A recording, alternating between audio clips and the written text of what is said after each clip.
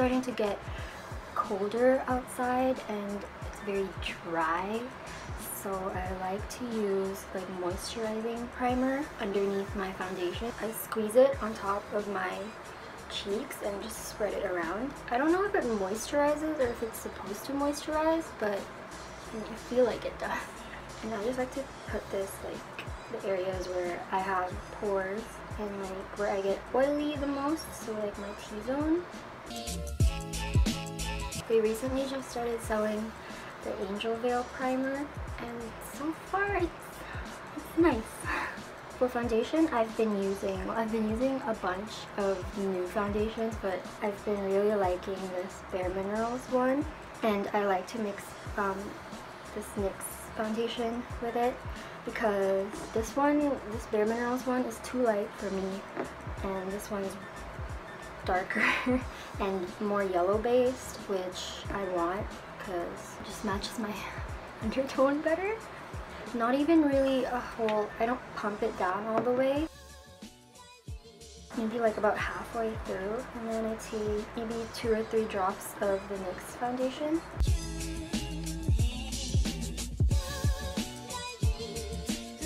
And these days I've been really liking using this buffing brush from Real Techniques. I couldn't use this before just because I had a lot of dry patches. My skincare routine must be kind of working because I don't really get a lot of the dry patches anymore. So as you can see, I have a lot of like hyperpigmentation and redness, discoloration, things like that. The foundation just covers it up really quickly.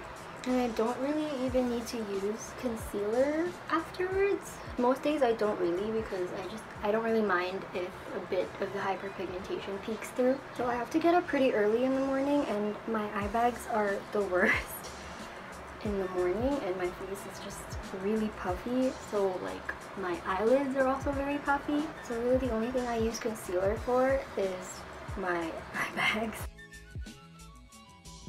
And then for this, what I like to use is this small brush, and I take this E.L.F. It's supposed to be a setting spray, but I don't really like to use it as a setting spray. I just kind of use it to wet this brush, really. And I do this so that my concealer doesn't crease as much underneath my eyes, and also just so I can blend it out like faster without it getting as streaky. I don't know. I don't really know what I'm doing. I just kind of do it. I'm kind of sad that they don't sell a bigger version of this concealer because it's really good and it's like my holy grail concealer. Well, it's one of them. Powder, this is like my favorite loose powder ever, and also it's very affordable because I'm broke. And for this, I like to use this big fluffy brush. So I know I've been gone for a while. I've been meaning to film, but I guess I've just been really busy. Like obviously school's back in session, and also I work, and it's just like I've been kind of too tired also, I guess, to really do anything, even if I had the free time, which I haven't really had much free time. I don't know if I'm making sense right now. Today I had a bit of free time, so I thought I'd film. Not that anybody cares or anything. Anyway, I powdered my face, and really I only powder like underneath my eyes and like T-zone area. So I found the newest love of my life in the form of a brow pencil. It's from NYX. It's a precision brow pencil. I've learned from like a lot of other YouTubers that I watch to do your eyebrows from like a good distance from your mirror instead of going really up close, because in that way it helps you. Okay, the gist is that if you do your eyebrows from far away, they'll turn out like more even, because then you can see them at like kind of the same time. And I don't really know, okay? Basically, I've just been trying to do my eyebrows at a safe distance just because I feel like it helps me do my eyebrows better. And that's literally all I do for my brows. I try to do them as fast as I can, and I try not to think about them too much when I do my makeup in the morning. Just because if I do, I'm never gonna get anywhere. Oh yeah, I cut my hair. The first video I'm doing with my hair short again. I kind of did it like on impulse, and I was like the day after I was kind of having like a breakdown because I was like, oh my god, what did I do? But it's kind of grown on me now, and I don't know, I think it looks good. So I kind of switched things up a bit. Instead of just going straight into my eyes after my eyebrows, I now finish my like face makeup first. So I go in with this Too Cool for School contouring thingy-majig. I use this E.L.F. really dirty E.L.F. It's supposed to be a blush brush, but whatever. I don't really know anything about contouring. I just kind of do what everyone else does. I've been thinking about this lately, but back when I was in high school, which wasn't that long ago, it was just like 2 years ago. 2 years ago? Yeah, 2 years ago. Anyway, what was I saying? Oh, okay. So when I was in high school, I'd wake up like 2 hours earlier than I needed to just to do my makeup. How did I do that? You know, like, who was she? Wow, that's wild. I just like to run this through the sides of my nose really quick just so they don't look so flat. I always make sure that I'm awake enough to do when I get to my blush in the mornings, because the amount of like accidental clown cheeks I have put on myself. Wow.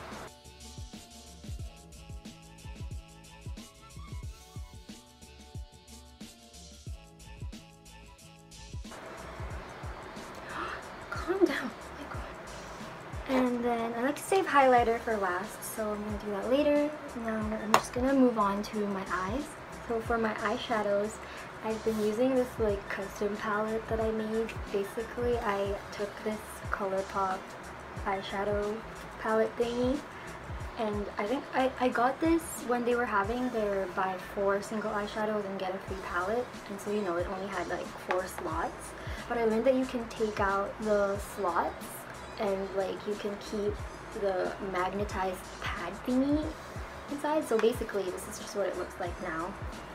And I put in a bunch of like Etude House eyeshadows and also some from ColourPop and like these 2 shadows from Too Faced. And yeah, this is what I've been using. This shade right here.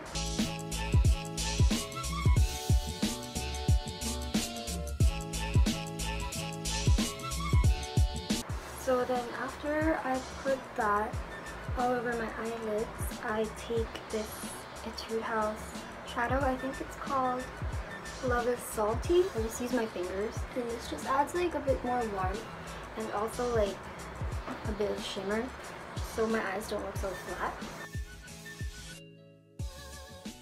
Now to add a bit more depth to my eyes, I'm just going to take a bit of the darkest shade in the contour kit. I quit my old job. You know me. You know that I hated it there. And I got a new job though, and it's really different from my old job, and it's really fun. Like, I really like it, and I feel like I'm actually doing something useful. And also I don't have to deal with rude customers anymore, so I'm really happy about that.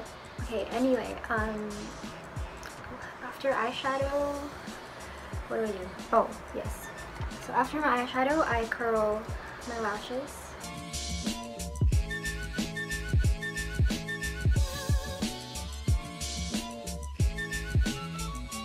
So for my mascara, and I know I'm not the first person to do this, but I learned it recently. I now scrape off like the wand to get rid of excess product. It actually helps now because then my mascara doesn't look so clumpy anymore. Do you see the difference? Whoa.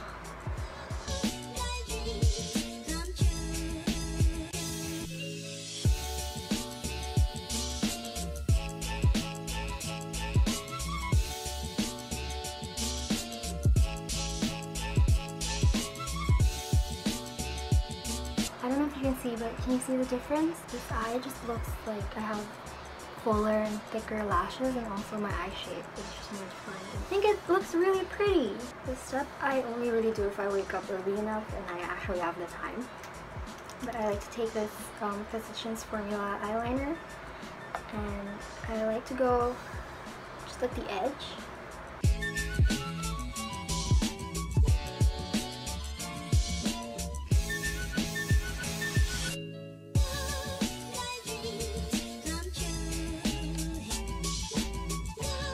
Ta-da! Oh, and then just to make my inner corner pop a bit more, I take this eyeshadow. It's also from Etude House, I think. It's Pink Cannot Be Peach. Take this pencil brush and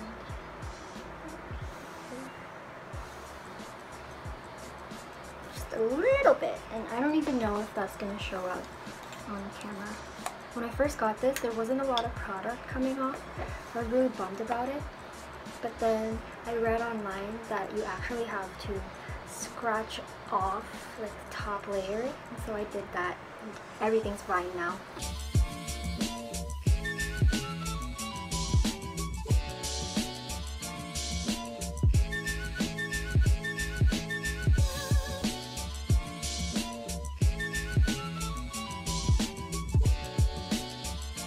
So last step is the lips, and really my lip color depends on the day, like depends on my mood or like what outfit I'm wearing. But I just got this yesterday, and this is the YSL matte lip stain in number 22, and it's like the prettiest color ever.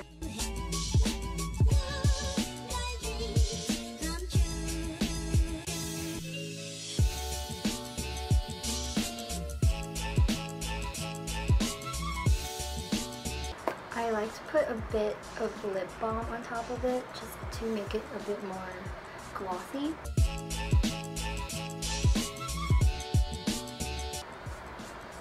And that's it.